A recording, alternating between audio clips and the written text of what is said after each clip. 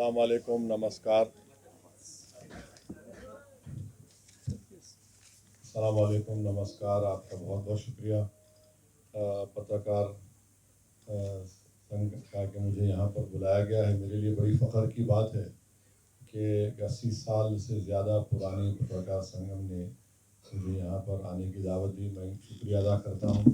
बल्कि आप लोग मई जून से मेरे को इनवाइट कर रहे थे, मगर किसी बिना पर नहीं आ सका।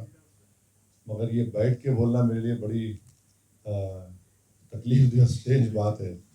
मैं उम्मीद करता हूँ कि मेरी दाढ़ी की सफ़ेदी को देखकर आप तो नहीं कह रहे हैं कि बैठ कर बोलो। तो मैं हमेशा खड़े रहना चाहता हूँ, लोगों को खड़ा करना चाहता हूँ। और मेरा मानना ये है कि जब तक इंसान खड़े नहीं हुआ उसको उसका हक नहीं मिलता।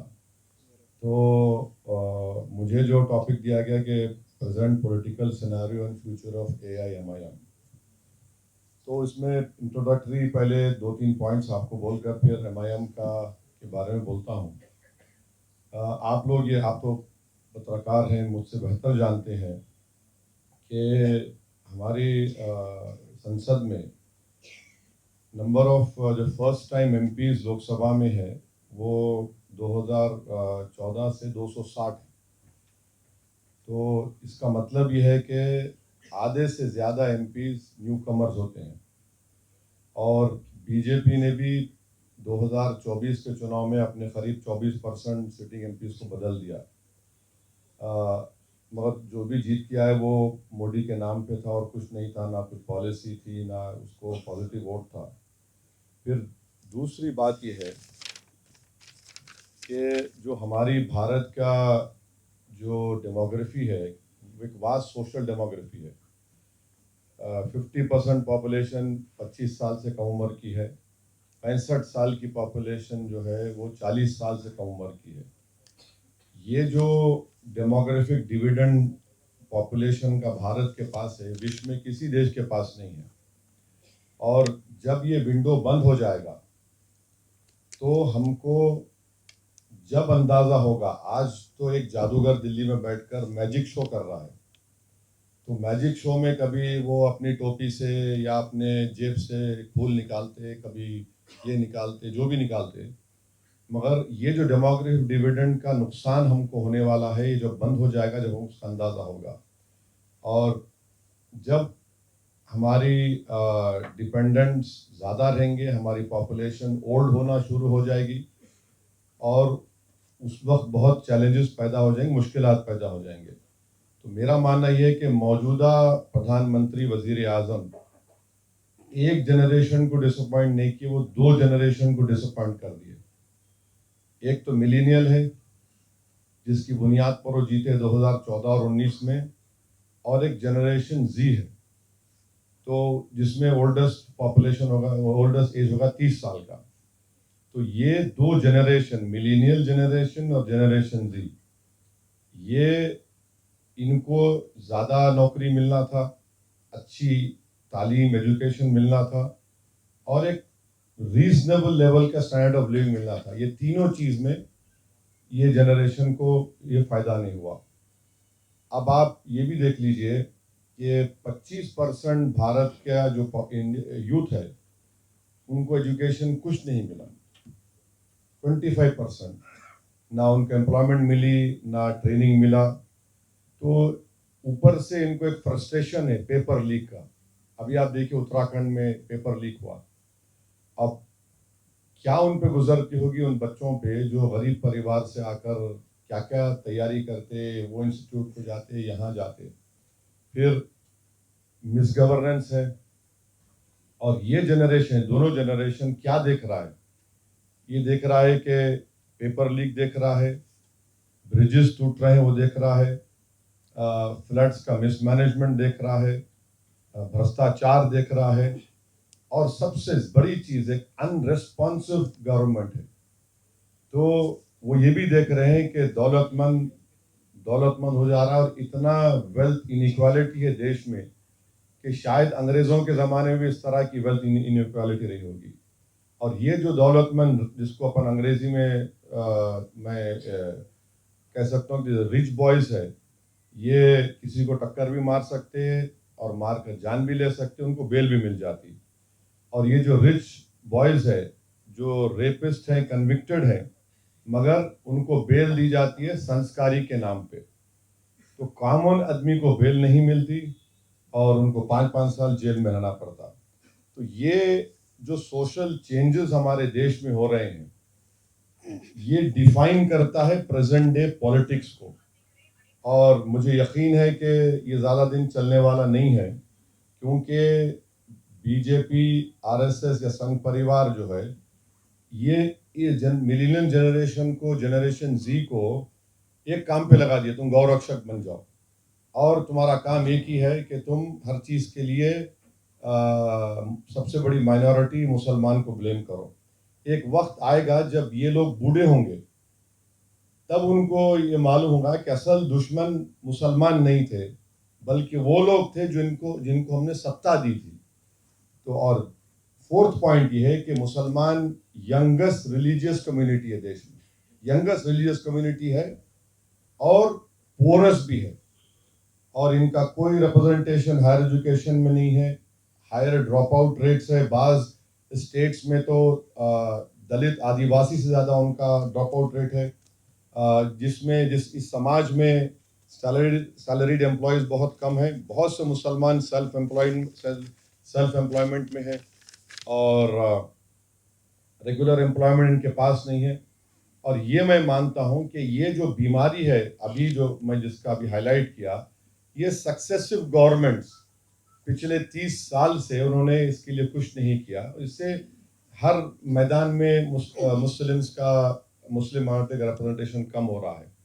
तो मैं यहाँ पर आपको याद दिलाना चाह रहा हूँ कि बाबा साहब अम्बेडकर ने कहा था, क्या कहा था कि द की टू अनलॉक, बाबा साहब अम्बेडकर ने कहा था कि political power is the key to unlock social progress for any backward community. ये प्रॉब्लम को कोई गवर्नमेंट एड्रेस करना नहीं चाहती कि सोशल इकोनॉमिक बैकवर्डनेस को मुसलमानों के।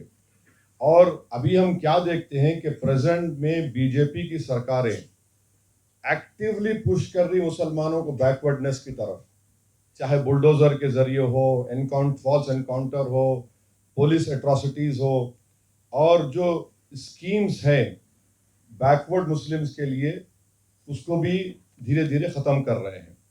सो ये जो प्रेजेंट पॉलिटिकल सिनेरियो है, इसमें एक मैसिव सोशल चेंज आने वाला है, जो बीजेपी इसको रीड नहीं कर पा रही है, क्योंकि अभी सत्ता में है। अगर आप कोई बीजेपी के मिनिस्टर से पूछे कि सर आज तारीख क्या हो, तारीख भी नहीं बोल सकेगा, इतना उसको अभी हवा में रहते हो लोग। सो बीजेपी इलेक्शन जीत रहा है, जीती है, मैं उसका इनकार नहीं कर रहा हूँ।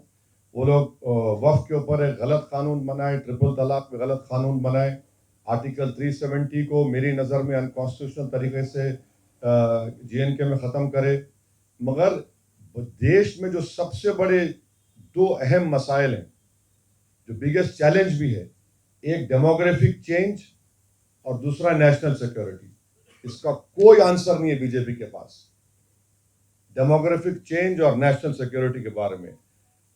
मगर इस देश में आज भी जनता में एक उम्मीद है, एक तड़प है कि एक स्ट्रॉन्गर अपोजिशन होगा। मगर अपोजिशन पार्टीज भी जिम्मेदार है कि हम लोग मोबिलाइज और कंसोलिडेट नहीं कर सके, ये एक प्रॉब्लम है। तो अभी जो मार्जिनलाइज कम्युनिटीज़ है उनको हम ऑल्टरनेटिव नहीं दे पा रहे। वो या तो अगेंस्ट में वोट देते या नॉट फॉर एनीथिंग इस नाम पे वोट देते हैं। तो बीजेपी को हराने के लिए तो वोट देते हैं, ये उम्मीद पे देते हैं कि ये हमारे उम्मीदें पूरी होंगी, मगर उनकी उम्मीदें पूरे नहीं हो पा रही हैं। तो मेरा मानना यह है कि एक मल्टी पार्टी सिस्टम ऐसा होना चाहिए जहां पर इलेक्शंस में वोटर्स को एक वायबल ऑल्टरनेटिव मिले। अगर आप किसी माने थोड़ा ज़्यादा बुरा मत मानिए, आप रेस्टोरेंट में अगर एक किस्म का मेन्यू होगा तो आपको, मैंने समझता कि एक किस्म का मेन्यू है, सब किस्म का मेन्यू होना चाहिए, इसलिए कि वो भारत की प्लुरलिज्म को रिफ्लेक्ट करता है। आप किसी बाग में चले गए तो उस बाग में, गार्डन में हमा किस्म के फूल रहते, डिफरेंट मुख्तलिफ रंग के रहते, मुख्तलिफ खुशबू के रहते। तो ये हमारा एमआईएम का गोल क्या है कि इस प्लुरलिज्म को हमको मजबूत करना चाहिए। हम लोग तो एक्सपैंड कर रहे हैं पार्टी को 2014 से ज़्यादा माने ज़्यादा गए हैं आंध्र प्रदेश। उस वक्त के आंध्र प्रदेश से निकल कर महाराष्ट्र से स्टार्ट हुआ, फिर आज हमारे रिप्रेजेंटेटिव यूपी में है, आंध्रा में है, तेलंगाना में, महाराष्ट्र, बिहार, गुजरात में। हमारे कैंडिडेट स्टेट इलेक्शन में अच्छा किए।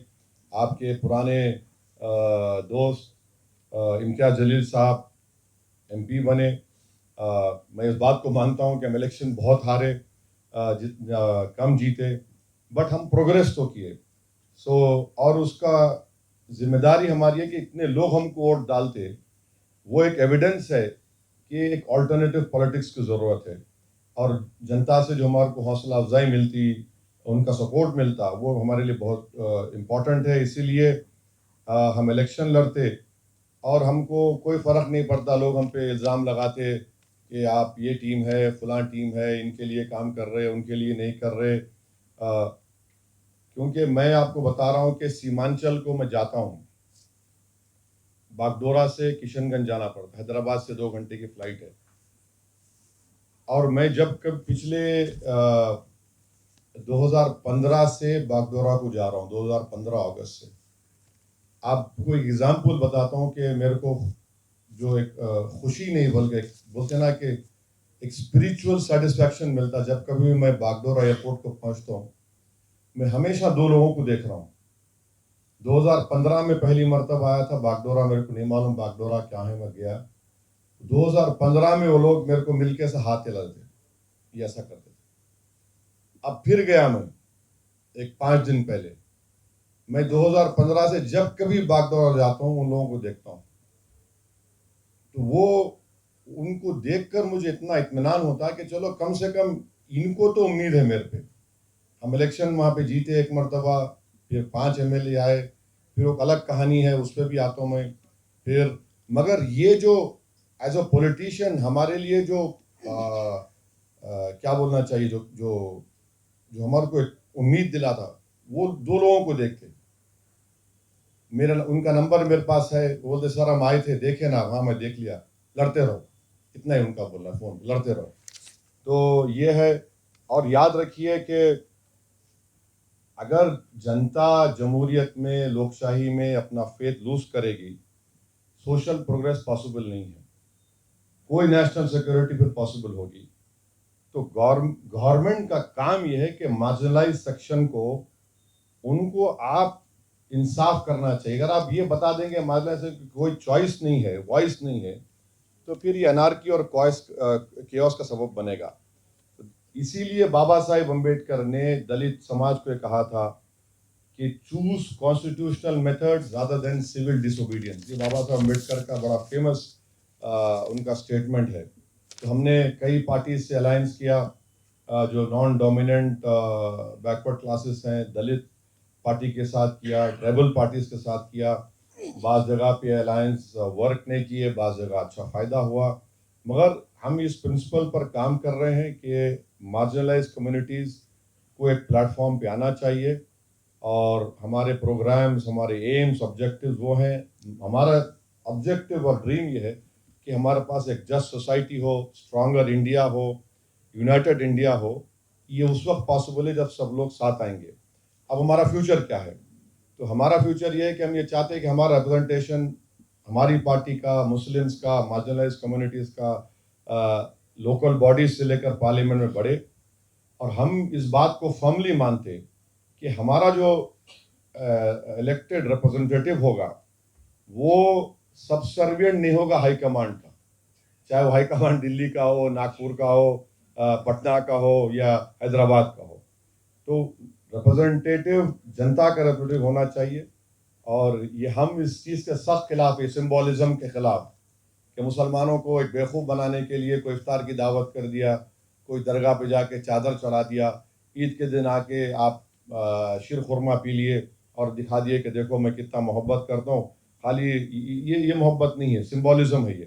तो भारत उसी वक्त विश्व गुरु बन सकता है जब 14% मुस्लिम माइनॉरिटी को आप सेकंड क्लास सिटीजन नहीं बनाएंगे। माने आपसे मुराद जो गवर्नमेंट्स है, अगर आप सेकंड क्लास सिटीजन बनाएंगे तो विश्व गुरु कैसे बनेगा? देखिए, प्लेन के जब टेक ऑफ प्लेन करता है तो पूरा प्लेन टेक ऑफ करता है, एक साथ बैली प्लेन टेक ऑफ करता है। अगर आप नहीं करेंगे तो मुश्किल हो जाएगा। तो हमारा सेकंड गोल क्या है कि हम एक्सपेंशन जरूर करेंगे, मगर जो डिस्क्रिमिनेटरी पॉलिटिक्स है उसका हम मुकाबला कर रहे हैं। और आप देखिए कि आसाम में, ये मीडिया में ज़्यादा रिपोर्ट नहीं हुआ, नियरली 3,500 मुस्लिम फैमिलीज को बुलडोजर के जरिए वहां पर उनको बेघर कर दिया गया। महाराष्ट्र में आप देखिए, कुरैश कम्युनिटी कितने हफ्ते वो लोग स्ट्राइक पर थे। क्यों? क्योंकि गौ रक्षक उनको तंग कर रहे थे। कई हमारे देश के बड़े बड़े शहरों में मुसलमानों को घर रेंट पे नहीं मिलता, रिलीजन की बुनियाद पे, और टारगेटेड वायलेंस होता है, चाहे वो खरगोन एमपी में हो या संभल में हो। यकीनन ये बहुत डिफ़िकल्ट टाइम्स है। मुसलमानों को ऐसे नेताओं की ज़रूरत है जो संविधान को इस्तेमाल करके जो पुलिस ऑफिसर बायस रहेगा उससे आर्ग्यू करना, जो चीफ मिनिस्टर अपनी कॉन्स्टिट्यूशनल ड्यूटी को नहीं निभा रहा उससे उससे मुकाबला करना जमहूरी तरीके से, और कोर्ट्स में गवर्नमेंट को अकाउंटेबल बनाना। तो ये उसी वक्त होगा जब मुस्लिम लीडरशिप बनेगी। अब मैं हमारी पार्टी क्या चाहती है, मैं आपको लिख के दे रहा हूँ, हम कोई मंत्री बनना नहीं चाहते। हमारे को कोई मतलब नहीं है मंत्री बनने का, क्योंकि हमारे को मालूम मंत्री बने तो संतरी भी अपॉइंट नहीं कर सकते आप। तो हमारा मामला क्या है कि हम जो सिविक कम्युनिटीज़ है, मुस्लिम एरियाज में, दलित एरियाज में जाके देखिए, बेसिक कम्युनिटीज़ नहीं है, एजुकेशन के स्कूल्स नहीं है, हेल्थ केयर का सिस्टम नहीं है, और डेमोक्रेसी वर्क करना। अगर डेमोक्रेसी वर्क नहीं करेगी तो फिर ये बड़ा एनार्की और क्यास इस देश में होगा। ये इन शॉर्ट मुझे जो बोलना था मैं बोला हूँ। बहुत बहुत शुक्रिया। अब आपके हवाले से जा रहा हूँ। बैठिए ना, बैठिए। आप मेरे को खड़े होने नहीं दिए, आप कैसे खड़े हो जाते हैं? अभी आपने बताया कि आपका पार्टी का एक्सपेंशन रूट मैप क्या रहेगा, लेकिन इसमें एमआईएम पार्टी ये मुस्लिम लोगों के लिए हित की रक्षा करती है, ऐसा है क्या? नॉन मुस्लिम वोटर्स के लिए एजेंडा आपका क्या रहेगा, और वो सभी क्लास के लिए? देखिए, कोई भी पॉलिटिकल पार्टी जो रजिस्टर होती है इलेक्शन कमीशन ऑफ इंडिया में, आप ये बोल के रजिस्टर करते हैं कि आप भारत के संविधान पे आपको भरोसा है, तो यकीनन हमारा बोलना यह है कि जो मार्जिनलाइज सेक्शन है और उनकी मार्जिनलाइजेशन का एक एम्पिरिकल डेटा है, चाहे वो लास्ट सेंसस हो, एनएसएसओ के स्टडीज हो, तो हमारा बोलना यह है कि इन मार्जिनलाइज सेक्शंस को हमको ऊपर उठाना है, उनका सोशल प्रोग्रेस होना है। और भारत के संविधान में राइट टू इक्वालिटी जो है, वो इक्वालिटी क्या बात करता है? वो इक्वालिटी सब्सटेंटिव इक्वालिटी की बात करता है। अगर कोई दौलतमंद रहे और आप बोलेंगे इक्वालिटी, तो ऐसा नहीं होता। सब्सटेंटिव इक्वालिटी के लिए हमको कोशिश करना है। वही हमारे जो संविधान बनाने वाले हैं, जिसमें बाबा साहब अम्बेडकर हैं, उस सब्सटेंटिव इक्वालिटी को हासिल करना है। जो हमारे प्रियम्बल में लिखा गया कि लिबर्टी, जस्टिस, फ्रेटर्निटी, इसको हासिल करना है। तो जाहिर है आप आप एक्सक्लूसिव नहीं हो सकते, आपको इंक्लूसिव रहना पड़ेगा। तो ये हमारा मैसेज है।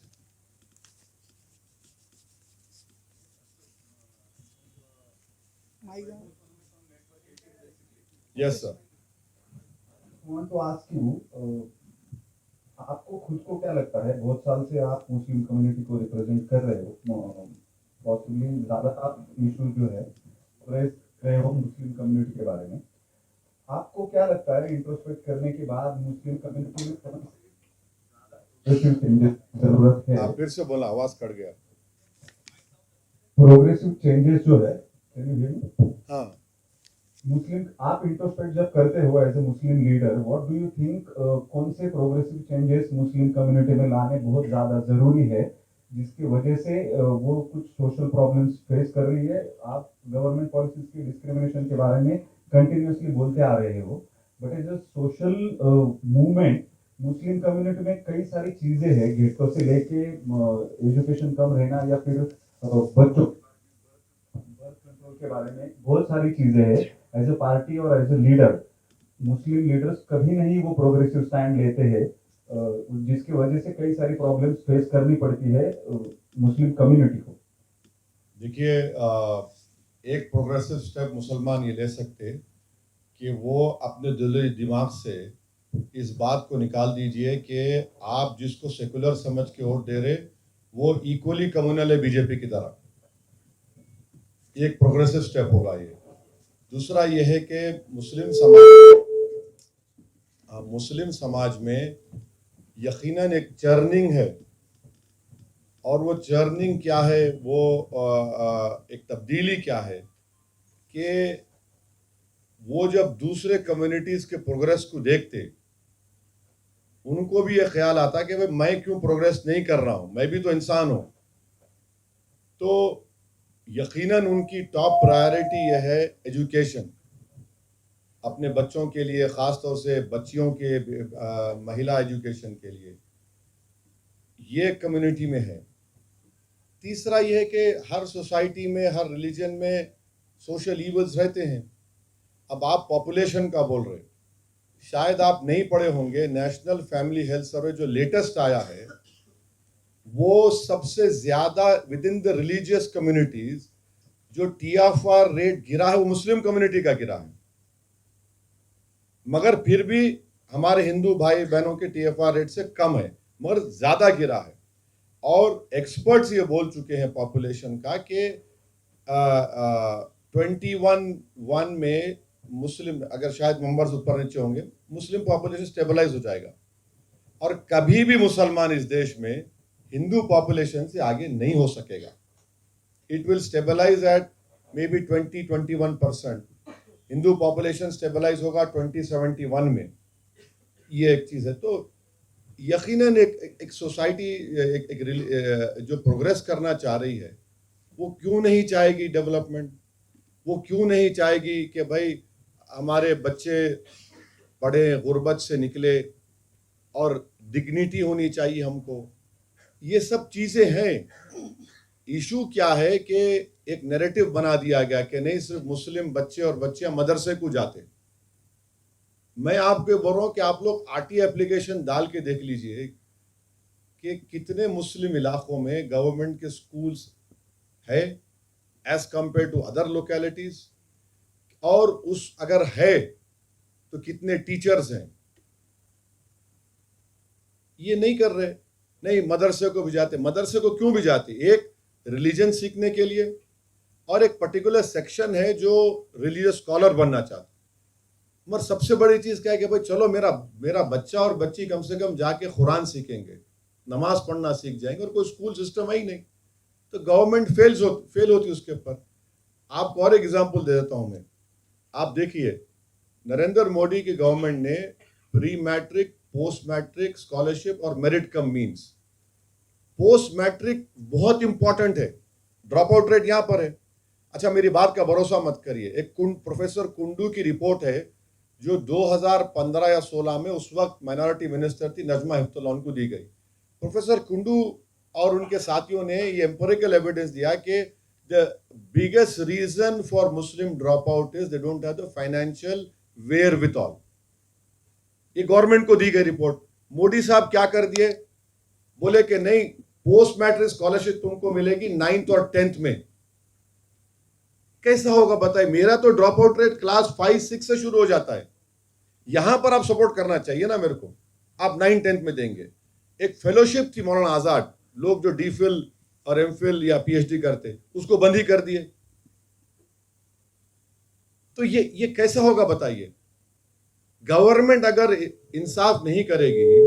अच्छा, एक प्राइम मिनिस्टर की स्कीम है माइनॉरिटी मिनिस्ट्री में, वो क्या था, मुस्लिम कॉन्सेंट्रेटेड एरियाज में होगा। इन्होंने क्या कर दिया, जनरल कर दिया उसको। तो ये कैसे होगा बोलिए? ये तो सिस्टमिक पिन पॉइंटेड डिस्क्रिमिनेशन हो रहा है। मगर आपको मैं ऑनेस्टली बोल रहा हूं, मुसलमानों के लिए, मुस्लिम बच्चियों के लिए हिजाब कोई बैरियर नहीं है उनके प्रोग्रेस का। बाज हिजाब पहनते रिलीजियस रीजन से, बाज नहीं पहनते, काम भी करते। और मैं हैदराबाद में देखता हूं कि कोई भी मार्केट में नई मोटरसाइकिल आई तो चलाते बच्चे हिजाब पहन के चलाते, गाड़ी चलाते। बल्कि मैं अपने एक एनजीओ थे उनसे बोल के एक इलेक्ट्रिक ऑटो दिलाया, तो मेरे कॉन्स्टिट्यूंसी के 8 लेडीज आके बोले हमको दो। मैं बोला तुम्हारे ने लाइसेंस नहीं, बोले सिखाओ, सिखाए, चला रहे वो। तो ये हरगिज मत समझिए, आप बिलीव ही मत करिए कि मुसलमान एक सोशल चेंज नहीं चाहता। आप अपॉर्चुनिटी, वो माहौल बना रही नहीं ना। आप बुलडोजर मेरे सामने खड़ा कर दे रहे, आप मेरे को डरा दे रहे, तो कैसा होगा बताइए। तो मुस्लिम कम्युनिटी के है प्रॉब्लम्स है, उनको चेंज लाने का है और चेंज हो रहा है। मगर अगर कोई ये बोलेगा कि नहीं रिलीजन की वजह से प्रोग्रेस नहीं करो, बहुत झूठ है वो, सरासर झूठ है वो, इसमें कोई सच्चाई नहीं है। गवर्नमेंट अपनी जिम्मेदारी नहीं निभा रही है। किसी हद तक आप यकीनन मुसलमानों को भी चेंज लाना पड़ेगा, मगर वो ला रहे, उनको लग रहा है कि हम चेंज 2 कदम आगे बढ़ाते, हमारे को आप हमारा एग्जिस्टेंस को आप क्वेश्चन करना शुरू कर देते, वो एक प्रॉब्लम है। मेरा कहना ये था कि लीडरशिप जो है 2014 aggressive communalism rather than socio political justice friend जो है उसको ले आप लोगों को बोलते नहीं हो कि बर्थ रेट कम करो या नहीं, बर्थ रेट मेरे दोस्त, आप सुनिए सुनिए सुनिए, बर्थ रेट का अगर आप बोलेंगे, मैं बोल रहा हूं आपको टीएफआर रेट गवर्नमेंट का है, मेरा नहीं है ना। टीएफआर रेट ना आप दिए ना मैं दिया, तो गवर्नमेंट ऑफ इंडिया का है। टीएफआर रेट सबसे ज्यादा रिलीजियस कम्युनिटीज में मुसलमानों का गिरा है। ये क्यों गिरा है? क्योंकि उनकी रियलाइजेशन है, उन्होंने डिसाइड कर रहे, उन्होंने अपना चॉइस ले रहे। अब लोग मेरे को बोलते नहीं आपको 6 बच्चे हैं, तो मैं बोलता हूं मोदी के कितने भाई बहन है, अमित शाह के कितने भाई बहन है। तो ये मगर चेंज है, हम लोग बोलते, आज भी मैं बोलता हूं कि ट्रिपल तलाक मत दो अपनी बीवी को। कल का मेरा भाषण सुनिए आप इचल करांची में, मैं उनको बोला कि तुम लोग जो सोसाइटी के ईवल से दूर रहो, शराब से दूर रहो, ड्रग्स से दूर रहो, तुम लोग एक मिसाल बनो। मगर होता क्या कि आपके चैनल को इसमें टीआरपी नहीं आता ना। टीआरपी किस में आता? जिसमें जूस रहता। अब इसमें जूस ही नहीं है, बहुत ड्राई सब्जेक्ट है ये। आप पूछिए, आपका बहुत बहुत शुक्रिया।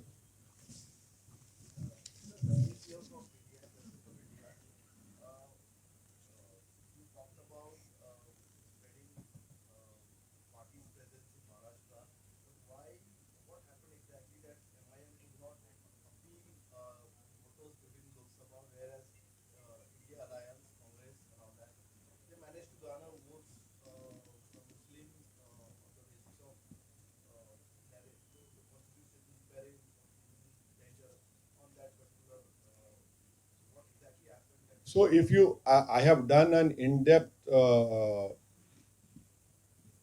study along with the people who have more knowledge than me after the Aurangabad result had come.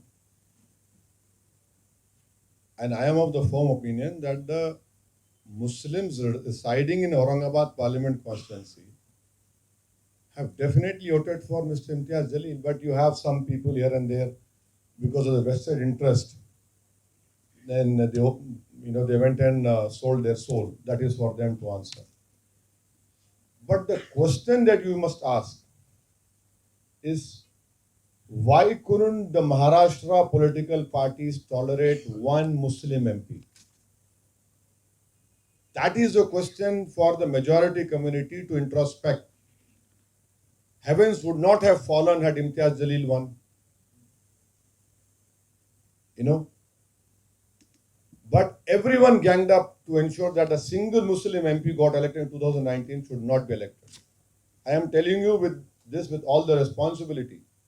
It is not rhetorical, it's not a rhetorical statement, but every political party wanted Imtiaz Jalil to lose.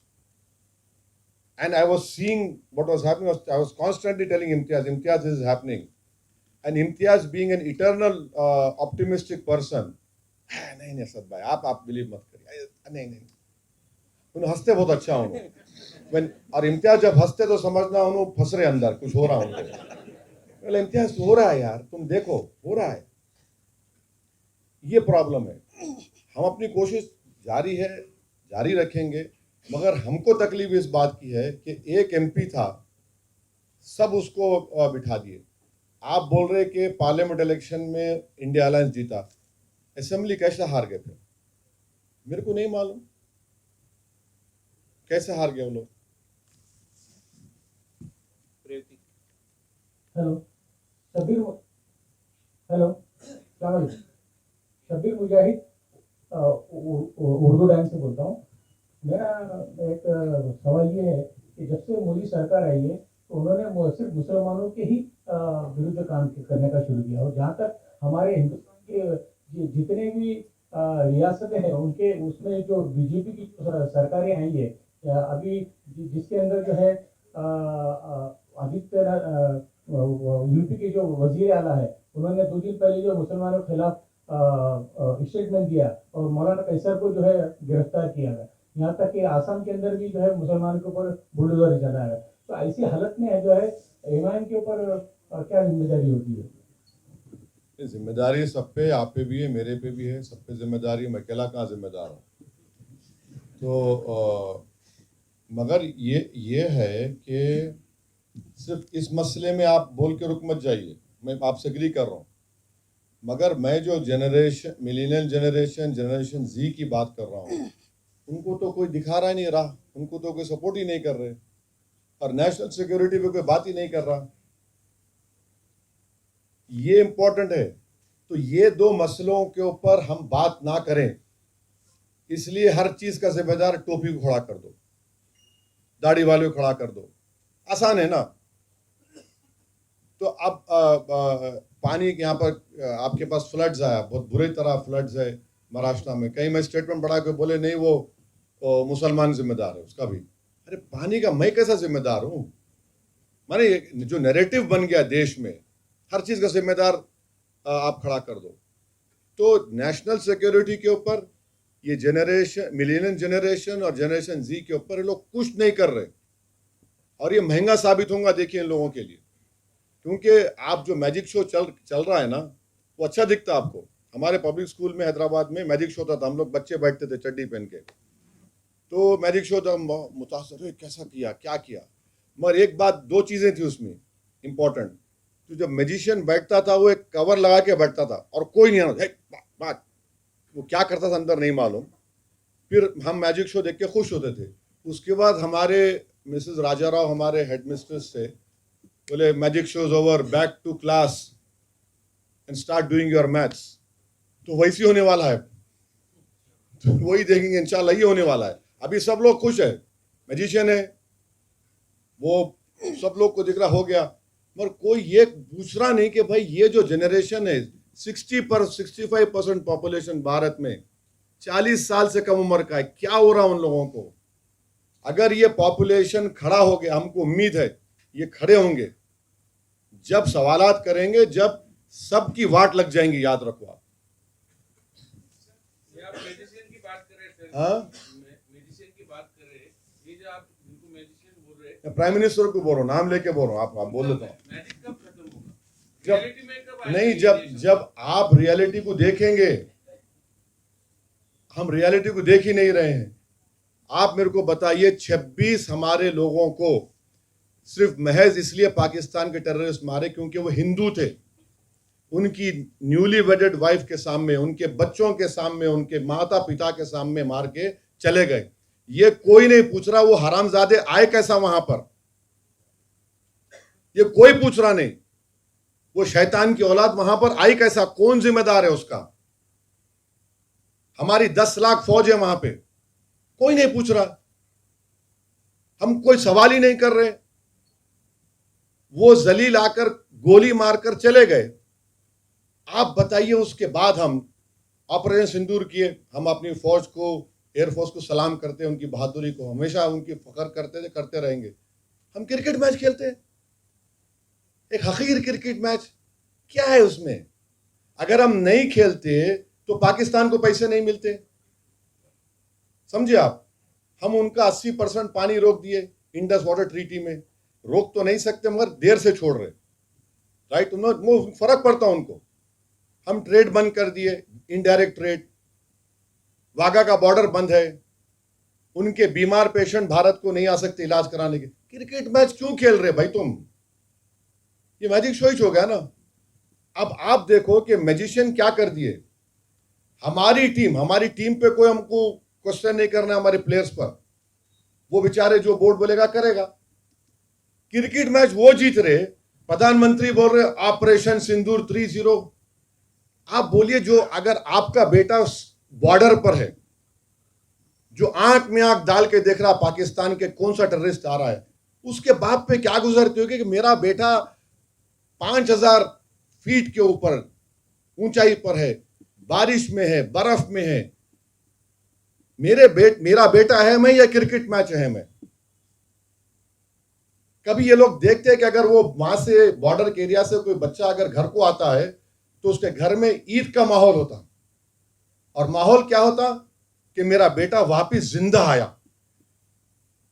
और हम उनकी कुर्बानी को एक मामूली cricket match से मिला रहे। ये कैसा होगा? प्राइम मिनिस्टर क्यों दिए मेरे को नहीं मालूम। ये अरे 3-0 सिंदूर क्या है ये?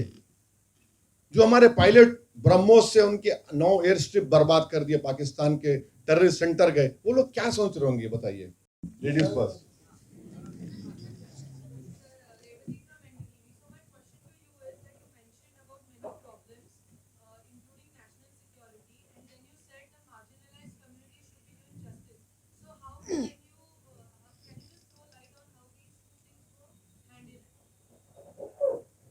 Well, you see, marginalized communities, please try to understand that when we talk about democracy, when we talk about parliamentary democracy, what it actually means and what our founding fathers have dreamt about, that it will be a democracy where every section of the society will be represented, not only in the state assemblies, in the legislature or in the parliament, but at local bodies also. That was the dream of our founding fathers. Now, have we lived up to it? No, we have not lived up to it. In fact, I would earnestly request you. I'm not here to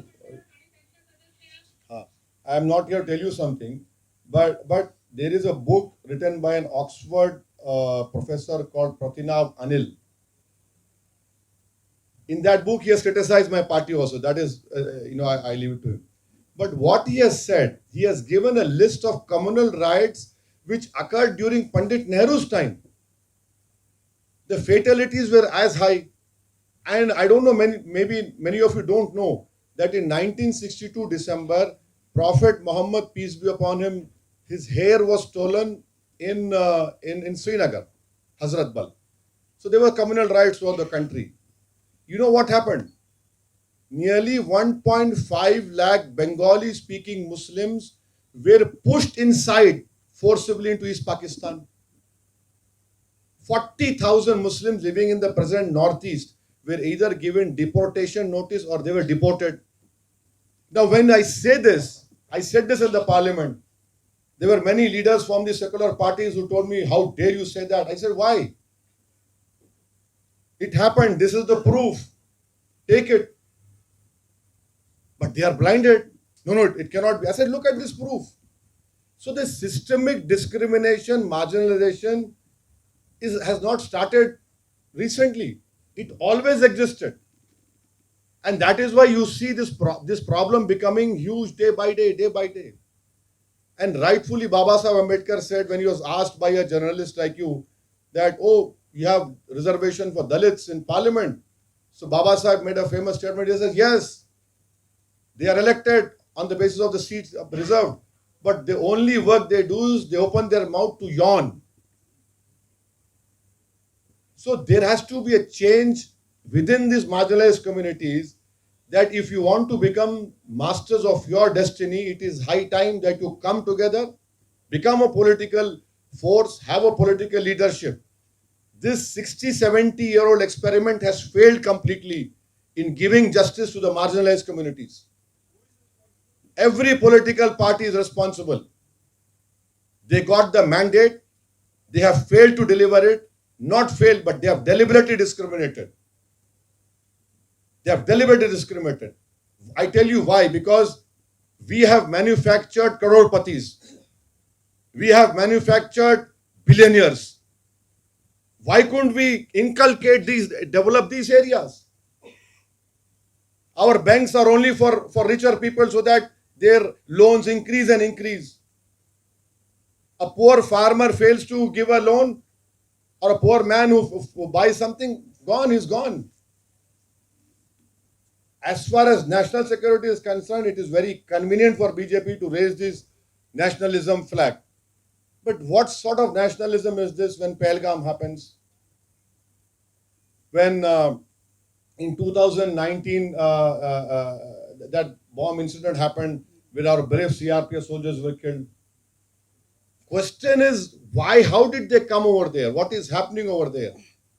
A revolution took place in Bangladesh, 56-inch chest person does not know. A revolution happened in Nepal, we don't know. A revolution happened in Sri Lanka, we come to know afterwards. China has taken over that port in Sri Lanka, we don't know. If you stand at a place in Simanchal, I can show you, we can see Bangladesh from there. With your visible eyes, you are seeing China is constructing an airstrip. Bangladesh was our closest friend after Bhutan. The Chinese are sitting over there. ISI is sitting over there in Bangladesh. 50% tariff is imposed. Ab ki baar, Trump Sarkar, Howdy, Modi. Everything has gone. You know, the 50% tariff has destroyed Surat diamond market, ready-made garment industry in Tamil Nadu. Our motor parts exports to USA is 35,000 crores. Half, as for, it has come to half now. Who's responsible for this? Please tell me. But no, it is very easy. Blame this fellow. Blame Topi Wala, Dadi Wala. You do a Dharam Sansad. In your Maharashtra, you have a minister. Listen to what he said. His golden words. His pearls of wisdom according to his sadistic wisdom. What did he say? Where is that? I mean, he said something obnoxious, but he got elected. भगवादारीज clean Pathanwadi, Bhagwadari Pathanwadi को साफ कर देंगे, चुन चुन के मारेंगे। आप मंत्री बनाते उसको, तो उसको क्या करेंगे आप? आपके गवर्नमेंट की प्रायोरिटीज वही है, पठानवाड़ी को साफ करो, चुन चुन के मारो। अगर मैं वो बात बोल दिया गलती से, आप लोग तो कुछ नहीं पूछेंगे, तू कैसा बोला, तू उसका एजेंट है, तू वहां का एजेंट है, तू इसका है, फुला है, ये है, वो है, कुछ नहीं होगा। मैं कल इचल कराची गया मैडम, मेरे को लव लेटर आ गया 169 BNSS। अरे बोले क्या है भाई ये? बोले नहीं सर, आप हेट स्पीच नहीं देंगे, आप फुला नहीं करेंगे, आप ये नहीं करेंगे, वो नहीं करेंगे, ऐसा नहीं करेंगे। अरे मतलब ऐसा दिख रहा है कि कभी कभी मेरी बीवी नाराज हो तो सब सवाल मेरे से करती है, तू कब से मेरा ससुरा बन गया? नहीं, आपको BNSS 169 क्या है ये? मेरे पे है क्रिमिनल केस, मैंने इनकार नहीं, मगर कोई हेट स्पीच नहीं है मेरे पे। 5 मर्तबा का MP हूं, 2 मर्तबा का विधायक है। आप क्या उसको क्या बोलेंगे मैडम? तो ये आप लोगों को निकलना है मैजिक शो से। आप लोग मैजिक शो से निकल ही नहीं रहे, आप लोग खुश है। अब उसका क्या करेंगे इलाज आप लोग? मगर एक दिन शो खत्म होगा, जब शो खत्म होगा तो बोलते ना, that will hit the ceiling, but it should not be too late. Let me answer some. Abhijit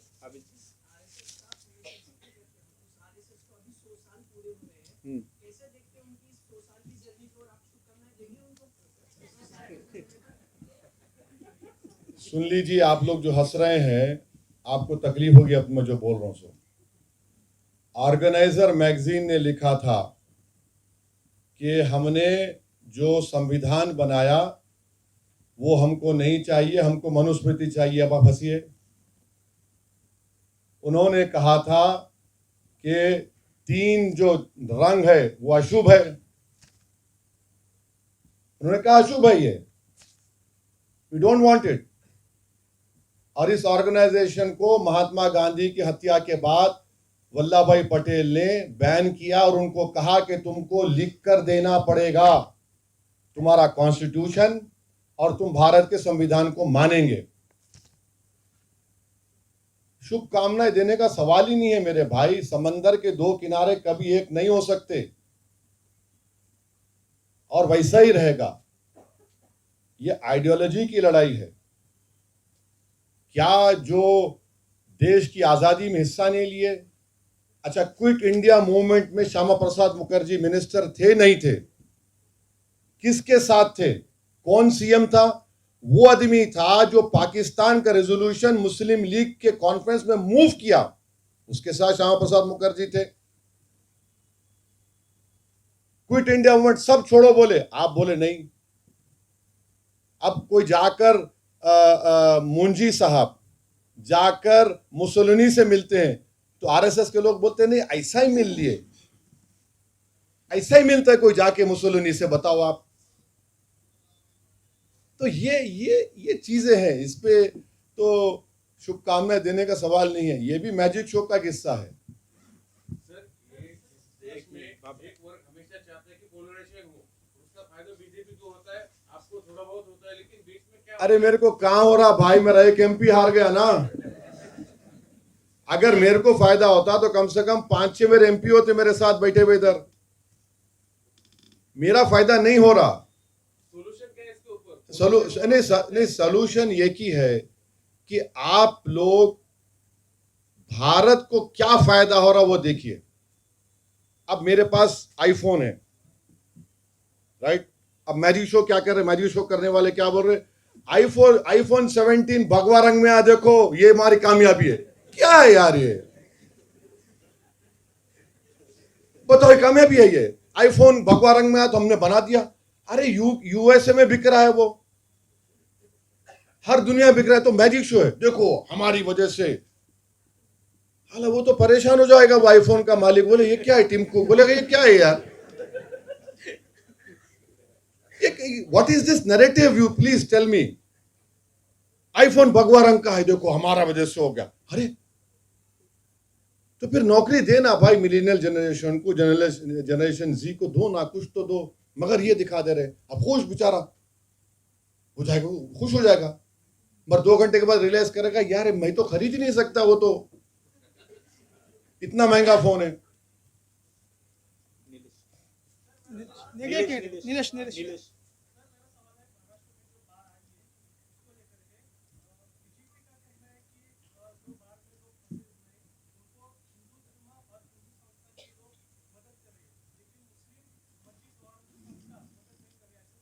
सब बकवास है सर, झूठ बोलते हैं लोग, झूठ की फैक्ट्री है। पंजाब में जाकर देखो, सब मदरसों में काम हो रहा है। शोलापुर में कल इम्तियाज साहब गए। आप नांदेड़ में जाके देखिए, सैयद मोइन हमारे, कोई देख के पूछता है क्या जब मुसीबत आती तो पूछता है क्या कोई मुसलमान है, कोई हिंदू है, कोई नहीं है, कोई नास्तिक है? सब बर्बाद हो गया ना। नांदेड़ में 18 लाख क्रॉप लैंड बर्बाद हो गई, 7 मिलियन क्रॉप लैंड हमारा बर्बाद हो गया, भीड़ में, नांदेड़ में, नगर में। तो ये तो सबको एक होने की जरूरत है। सवाल ये है कि तुम्हारे 56 इंच का प्राइम मिनिस्टर दिल्ली में बैठा हुआ है, पैसा क्यों नहीं दे रहा भाई? फिर ला लिए तुम मुल्ला जी को बीच में। समझ रहे ना आप मेरी बात को? मैं शुरू से क्या बोल रहा हूं, आप दो ना भाई। आप सरकार आपकी है, यहां आप डबल इंजन है। आप तो डबल इंजन का दिखाओ ताकत। प्रधानमंत्री को बोलो आओ, गृह मंत्री को बोलो आओ, टूर करो, पैसा दो महाराष्ट्र सरकार को ताकि वो किसानों को दे सके। क्या इनको मूव नहीं होते? मैं एक वीडियो देखा है, एक किसान रो रहा पानी को उछाल उछाल के। ये हार्ट ब्रेकिंग सीन्स है, करिए ना आप लोग, ये करते ही नहीं सरकार। योगेश योगेश एक मिनट एक मिनट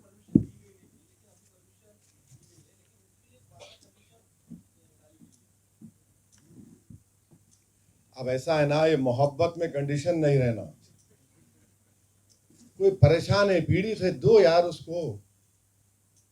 आप इलेक्शन से पहले बोले लाड़की बहन हम दे देंगे, बाद में कंडीशन लगा दिए। यही परेशानी है इन लोगों से। महाराष्ट्र में जो फ्लड आया है, जो क्लाइमेट का चेंजेस हुआ है, मतलब पूरे देश में क्लाइमेट का चेंजेस की वजह से जनरेशन को पब्लिक को जो तकलीफ हो रही है, इसके बारे में पॉलिटिशियन कुछ बोलेंगे या नहीं? उसके बारे में आपके पार्टी का विजन क्या है? देखिए, मेरा अभी मैं जो बात बोल रहा हूँ ना आपको, हमारे कंट्री में डिबेट होनी चाहिए कि क्या हम अपना एकेडमिक ईयर जो स्टार्ट करते जून में, उसको हम अगस्त एंड सितंबर तक लेके जा सकते क्या?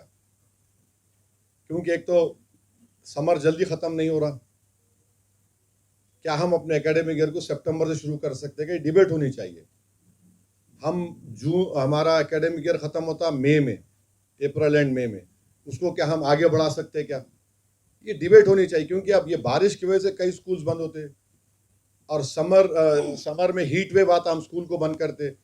तो ये डिबेट होनी चाहिए और हमको इकोलॉजिकल डिजास्टर अपने हाथ से नहीं करने चाहिए।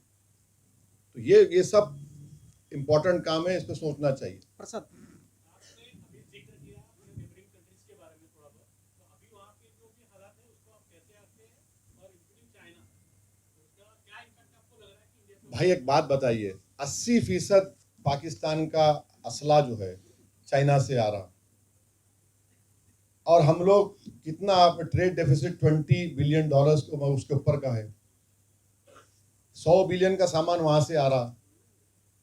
अरे भाई क्यों आप 2000 स्क्वायर किलोमीटर पर चीन बैठा हुआ है, 25 पेट्रोलिंग पॉइंट पे हम पेट्रोलिंग नहीं कर सकते।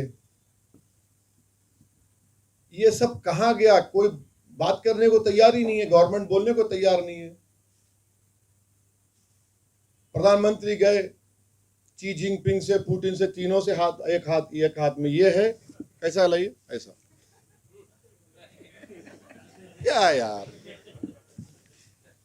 2000 स्क्वायर किलोमीटर मेरा चला गया पूरा। अच्छा, पाकिस्तान का पूरा J-10 जो भी था उनका एयरक्राफ्ट पूरा चीनी है।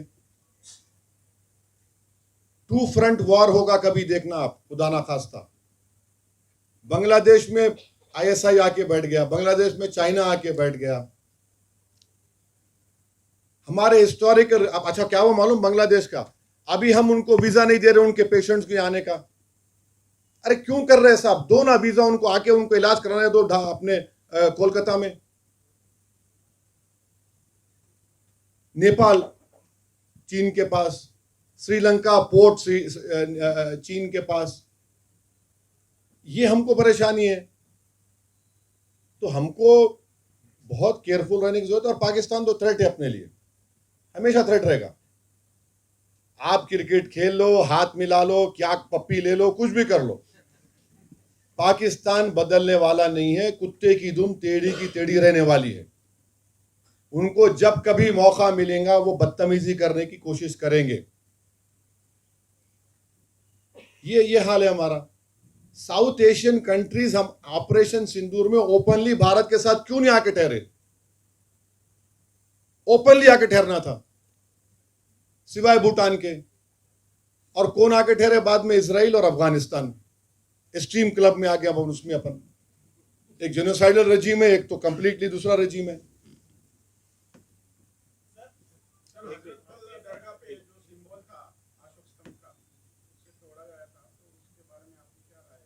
नहीं देखिए भाई, प्रधानमंत्री जो है अपनी कॉन्स्टिट्यूंसी में काशी के मंदिर को बनाए, वहां लगाया अशोका का एम्बलम। और आपकी इत्तला के लिए गवर्नमेंट ऑफ इंडिया का एक मेमो है, ये कहां पे लग सकता है? गवर्नमेंट ऑफ इंडिया का एक मेमो है, कहां पे लग सकता, कहां पे नहीं लग सकता। तो वहां लगना ही नहीं था। वो गवर्नमेंट ऑफ इंडिया का मेमो है, मेरा तुम्हारा नहीं है। वो आप मेमो जारी कर रहे, उसका उल्लंघन आप कर रहे। और तीसरी बात, एक दिन पहले वहां की जो मैडम है वक्फ बोर्ड की जिम्मेदार, उन्होंने साउथ कश्मीर जाके वही काम का इनॉग्रेशन किया मगर वहां पे नहीं लगाए। क्यों नहीं लगाए आप गवर्नमेंट ऑफ इंडिया के नेशनल एम्बलम का वायलेशन नहीं कर सकते क्योंकि वो रूल है, वो उस रूल को फॉलो ही नहीं किए वो। अरे तोड़ने का, मैं आपको तोड़ना नहीं चाहिए था, अरे लगाना भी नहीं चाहिए था। फिर आप देखिए, ये आप समझिए भारत में उसकी इंपॉर्टेंस क्या है, बहुत बड़ी इंपॉर्टेंस है। उसका रूल का उल्लंघन करे तो उसको तो आप एक्शन लेना था वो ऑफिसर के ऊपर, वो नहीं लेते आप, क्योंकि वो दिखाना है आपको।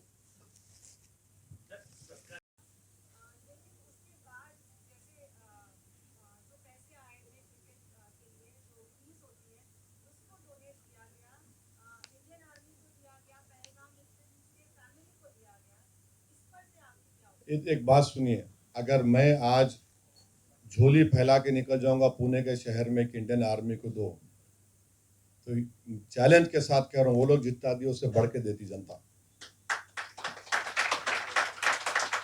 ये उससे बढ़ के देंगी जनता। वो 26 लोग जो मरे, सवाल वो नहीं है, पैसों का सवाल नहीं है, सवाल उसूल का है कि जो एक कंट्री की आर्मी कमिटेड है भारत को बर्बाद करने के लिए, और ये पहलगाम के बाद आपको एक डिसीजन फर्मली लेना था,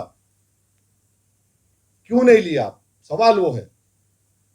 भारत इतना तो भूखा फकीर नहीं है खुदा ना खास्ता कि हम अपनी आर्मी को पैसे ना दें, हम अपने दहशतगर्दी से मरने वालों को कोई मदद ना कर सके। सवाल पैसों का नहीं है, सवाल आपका कमिटमेंट क्या है टेररिज्म के ऊपर, वहां पर आप कमजोर पड़ गए। अजिंक्य एक मिनट बाबा एक मिनट बाबा अजिंक्य अजिंक्य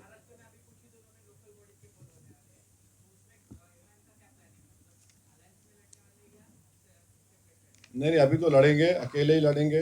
कोई अगर होगा तो बताएंगे आपको, मगर लड़ने की पूरी तैयारी जनाब इम्तियाज जलील साहब, फारूक शाब्दी साहब, हमारे मुंबई के प्रेसिडेंट है, हमारे वेस्टर्न महाराष्ट्र के जो कन्वीनर्स हैं, सब तैयारी कर रहे हैं। मैं भी जा रहा हूं, और अभी तो चुनाव अच्छी तरह लड़ेंगे। आप अभी नगर जा रहे हैं, जो नहीं पूछे वो पूछिए। मिकी अहमदनगर में सभा करके आए, वहाँ के जो एमपी हैं हाँ, बीजेपी के धनंजय माड़ी, तो वो कुछ आरोप कर रहे हैं आप पे, जिस तरह के आपने वहाँ पे भाषण किए, क्या बोले? समाज में पेड़ निर्माण करना वहाँ पर, उसी के साथ आपको अभी तक महाराष्ट्र की जनता ने कुछ खास साथ नहीं दिया है, ना आपके कोई खास मेंबर यहाँ पे सिलेक्ट होके आ रहे हैं। अरे उनको मैं जवाब देता हूँ, इतना सैलाब आया, जाओ ना वहाँ पे पानी में, चलो ना, किसानों कुछ करो, वहां तुम काम करो। मेरे बारे में क्या बोल रहे? मेरे बारे में बोले कि तुमको नंबर बनाना चाह रहे क्या? क्या बोला मैं? किस समाज के बारे में बोला? कुछ नहीं बोला मैं किसी भी समाज का। अगर मैं बोलता तो आप लोग फ्रंट पेज पे न्यूज बना देते मेरी। पहला तो क्वेश्चन वही होता है, आपने ये बोला था कल चल करांची में पावरलूम इंडस्ट्री का रेट बढ़ गया 1 रुपए से 130 रुपए हो गया, उसके बारे में क्या कर रहे वो लोग? पावरलूम इंडस्ट्री के लिए उनको मिलना था जाके, मैं गिरिराज सिंह से जाके मिला के रॉ कॉटन पे कस्टम का एग्जाम्पशन दिलाओ। अब गिरिराज सिंह से जाके मिला तो हमारे जो सो कॉल्ड सेक्युलर दोस्त हैं, देखो ओवैसी बैठा हुआ है गिरिराज के साथ, एक तरफ ये बोलते एक तरफ ये बोलते। मेरे को कोई फर्क नहीं पड़ता, जो बोले तो प्रूफ दिखाओ। तुमको तकलीफ हुई, मेरे को खुशी हुई। अमन अरे एक मिनट ठहरो, अमन आप फ्रंट रो है, ठहरो आप। अमन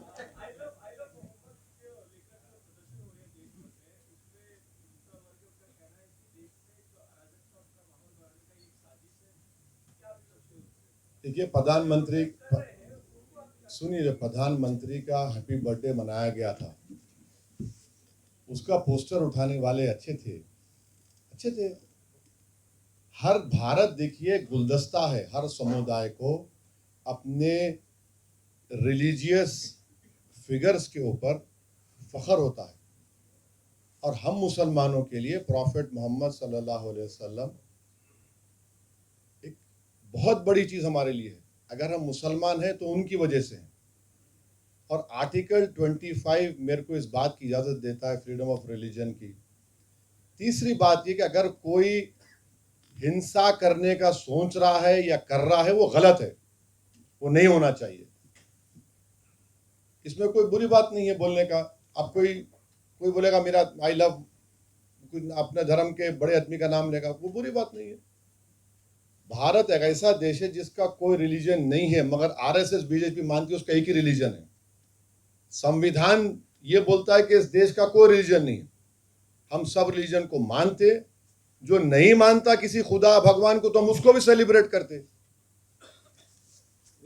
विक्रम अरे विक्रम एक मिनट वो इम्तियाज जल्दी वही पूछो तो बोलेंगे, अभी बोलेंगे। विक्रम बोलो, आप बाजू बैठिए, बोल दो भाई जरा। बारिश बना उठो, उनको बैठने दो। एक मिनट और। सरकार अगर भारत में होती और आप अगर प्रधानमंत्री होते तो पाकिस्तान के साथ आप क्या सुनिश्चित करते? मेरे भाई, ये ख्वाबा देखने का मेरे को शौक नहीं है। मुझे ख्वाब देखने का शौक नहीं है। मैं रियलिटी को एक्सेप्ट करता हूँ और मेरे को मालूम मेरी पहुँच कहाँ तक है। हमारा मकसद वहाँ जाके बैठने का नहीं है, ना मंत्री बनने का है। मगर एज एन इंडियन नेशनल मैं आपसे कह रहा हूँ कि हमारे पास एक बेहतरीन ये एक चीज़ थी पहलगाम के बाद कि हम उनको एक बिफिटिंग रिप्लाई और देते। ये क्यों रुक गए मेरे को नहीं मालूम, मेरे को बिल्कुल नहीं मालूम क्यों रुक गए। आप अंदाजा लगाइए कि गुजरात का बॉर्डर, फिर गुजरात से राजस्थान का बॉर्डर, राजस्थान से पंजाब, पंजाब से जम्मू, जम्मू से कश्मीर के बॉर्डर पर पूरे ड्रोन्स थे पाकिस्तान के, कामाकाजी ड्रोन्स थे, एक जंग का माहौल था। अचानक आप रुक गए, क्यों रुके भाई? पूरा देश तैयार था कि उनको मुंह तोड़ जवाब दो, अब की बार नाक घसो उनकी। आपने नहीं किया। फिर आप पार्लियामेंट बैठ के बोलते हैं कि हम पीओके हासिल करेंगे, राजनाथ बोलते हैं पीओके में ऐसा होगा। अरे क्या हुआ? देखिए, बार बार ऐसे लम्हे नहीं आते। आपने उसको खो दिया। अब हमारे को हमेशा पाकिस्तान की आईएसआई से थ्रेट रहेगा। पाकिस्तान की जब तक मिलिट्री डोमिनेंट पोजीशन में रहेंगी और हमेशा रहेगी। पाकिस्तान की मिलिट्री, आपको मालूम क्या उनका बिजनेस है? टूरिज्म में उनका पैसा है, रियल एस्टेट में उनका पैसा है। उनका अगर कोई बड़ा जनरल रिटायर होता तो उसको रिटायरमेंट के पैसे के साथ उसको 2 बड़े घर भी मिलते। इंडस्ट्री है वो उनके लिए।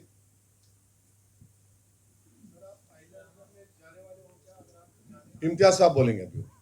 नहीं, मेरे को नहीं मालूम, यहां से उठ के जाना नहीं जाना। इम्तियाज साहब को बोलो आप, क्या हुआ? हम गोपाल सर हाँ, वो रिक्वेस्ट की है कि हमको मत आओ, पुलिस ने। अरे सुन तो लो यार, तुम बोलने भी नहीं दे रहे मेरे को। तो हम लोग इंशाल्लाह एक विदिन अ वीक दोबारा जाएंगे। मेरे को धुलिया भी जाने का है, तो हम लोग नगर को जाके धुलिया जाएंगे। शेवटचा प्रश्न आपण घेतोय आता। हाँ बोलिए भाई। पैलेस्टीन से लेकर मेरा एक सवाल है, सभा करेगी कि नहीं करेगी? हाँ, कहाँ पे? नगर में। हाँ, आप आके बोले ना आखिर में बोलो, आखिर में इम्तियाज भाई बोले, आखिर में बोलेंगे, वो जाओ। हाँ, पैलेस्टीन से लेकर मेरा सवाल है। कुछ दिन पहले सोनिया गांधी जी में उन्होंने आर्टिकल लिखा था कि हमारे वजीर आजम और नेतान्याहू की जो फ्रेंडशिप है, इसकी वजह से हम उस पर डिप्लोमेटिक स्टैंड नहीं ले पा रहे। तो आपकी क्या राय है? आप किस नजरिए से देखते हैं कि हम पीछे हट गए? जब भारत में पार्लियामेंट के चुनाव चल रहे थे तो स्पेन ने एक शिप को रोक दिया था जिस पर हथियार जा रहा था इजराइल को। वो शिप भारत से हथियार लेके जा रही थी, स्पेन ने उसको रोक दिया। वो इलेक्शन कैंपेन में वो बड़ी न्यूज़ नहीं बनी। हम हमेशा से, महात्मा गांधी ने क्या कहा, नेहरू ने क्या कहा था पैलेस्टाइन के बारे में, कि पैलेस्टाइन अरबों का मुल्क है, उनको मिलना चाहिए। हम हमेशा पहला स्टेट था जो पीएलओ को, पैलेस्टाइन लिबरेशन अथॉरिटी को रिकग्नाइज किया। मेरा बचपना था, मेरे को याद है कि दिल्ली में नाम समिट हुआ था। यासिर अरफात और इंदिरा गांधी एक दूसरे को भाई बहन बोले। फिडेल कास्ट्रो आया था, तो हमारा एक हमेशा उनके साथ रहा है, मगर इस सरकार ने ग्लोबल साउथ को बिल्कुल छोड़ दिया। इतना खामोशी है, जेनोसाइड जो हो रहा है पैलेस्टीनियंस का वहां पर, यह सरकार कुछ बोलती नहीं है। और इनको लगता है कि नहीं, कुछ आइडियोलॉजिकली जायनिज्म से इनका कुछ कनेक्शन है। वो जायनिस्ट को भी नहीं मालूम कि इनके जो आइडियोलॉजिकल बड़े लोग थे, इन्होंने हिटलर को प्रेस किया है, रिटर्न फॉर्म में प्रेस किया है, और वही हिटलर ने 6 मिलियन यहूदियों को गैस चैम्बर में डाला। तो या बिल्कुल इस सरकार को एक प्रोएक्टिव स्टैंड लेना था। जो गाजा में जो जेनोसाइड हो रहा है, 65,000 लोग मर गए, 10 लाख के करीब लोग बेघर हो गए। गाजा है का ऐसा हाल कर दिए कि अब उसका डेब्री उठाने के लिए कम से कम 5 साल लगेंगे। 20,000 बच्चे मर गए, 1500 लोग तो सिर्फ खाना मांग के खाने के लिए गोली चला दिए, वो गाजा ह्यूमैनिटेरियन फाउंडेशन वाले। तो बोलना चाहिए था हमको कुछ। देखिए, अगर भारत को सिक्योरिटी काउंसिल में वीटो पावर चाहिए, मैं भी चाहता हूं, भारत को विश्वगुरु बनने का है, तो हम इन चीजों को अगर आंख बंद कर लेंगे ना, तो इसका कोई साथ नहीं देगा हमारा। अब हम क्यों नहीं गए आईसीजे, हम क्यों नहीं गए ICC? हम गए किसके लिए गए? आप ये सवाल आप लोग पूना में बैठ के क्यों नहीं करें मेरे से, कि पूना का एक आदमी पाकिस्तान के जेल में, जाधव, उसकी मौत को रोकने के लिए हम लोग गए थे ना, हरीश साल्वे साहब को लगाए थे। तो फिर हम इनके लिए क्यों नहीं जाते? ये उनको सोचना चाहिए था, जो बिल्कुल खामोश बैठे हुए, सन्नाटा है एकदम। मगर इट विल कम टू हाउंट अस। जो फॉरेन कंट्रीज है, वो लोग तो सब जो ब्रिक्स कंट्रीज है, वो लोग तो कंडेम कर रहे, आउटराइट कंडेम कर रहे। हम ब्रिक्स का रेजोल्यूशन में सपोर्ट करते, यूनाइटेड नेशन में हम खामोश बैठते, न्यूट्रल स्टैंड लेते। ये गलत है।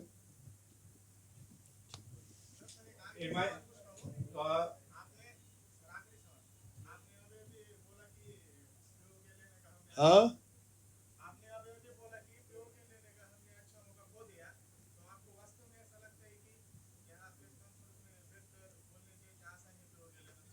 क्या बोले? भी आसान है लेना। नहीं, मैं बोलता हूँ, बोलो। देखो, तुम्हारे को महंगा पड़ेगा। सुनो भाई साहब, सुनो भाई, नहीं सुनो, बोलने दो भाई, पूछने दो। आपको मालूम कि हमारा क्या स्टैंड है भारत का पीओके के ऊपर? नहीं, आप पूछ रहे हो, नहीं मालूम, सुन तो बोलता हूँ। नहीं, सुन लेता सवाल। हमारा पार्लियामेंट का रेजोल्यूशन है, हमारा है, वो रेजोल्यूशन है। हम सीट रखते उनके लिए JNK असेंबली में, लेना तो पड़ेगा ना। जो मेरा है हम कैसा छोड़ेंगे? अगर मेरे माँ बाप की शादी के जहेज में कोई चीज नहीं आई तो मैं बोलूंगा ठीक है, हो गया। ये तो वो मामला नहीं, तो मेरी जमीन है, ये मेरा हिस्सा है, बराबर लेना है और लेके रहेंगे इंशाअल्लाह ताला। मगर ये सरकार क्या कर रही है? ये सरकार बोली, देखो राजनाथ सिंह का स्टेटमेंट देखो आप, पीओके खुद हमारे साथ आ जाएगा। है कैसा आ जाएगा?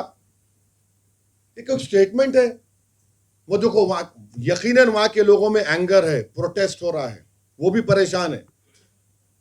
ये सब चीजें लेना हमारा है, वो बिल्कुल लेना है और लेना चाहिए इस सरकार को। ये सरकार जितना पीओके के बारे में बोली, कोई नहीं बोली। आप लो ना भाई, आप क्यों नहीं लेते? लेना चाहिए। ओके।